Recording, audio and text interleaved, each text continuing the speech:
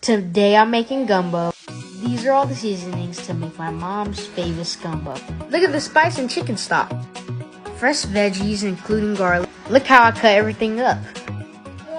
Chicken sausage. We're adding shrimp, have to clean it properly. Chopping sausages and lobster tails. Seasoning prep. Oops, I dropped the rice, have to clean it up. Cooking the meats and vegetables separately. Adding garlic. Leave seasonings in pan to make roux. Added butter and flour to make roux. Brown the roux, pour it in pot. Pour in all the meats and veggies. Now it's time to add the chicken stock. Stir in gumbo. Add bay leaves.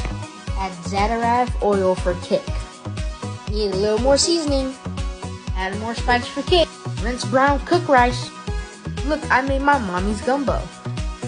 Let's see how it tastes. Let's see what my mom thinks. Look, she loves it. I'm happy to make my mama's gumbo. Thank you for watching. Come back to my page for more recipes. Kylo the Cook.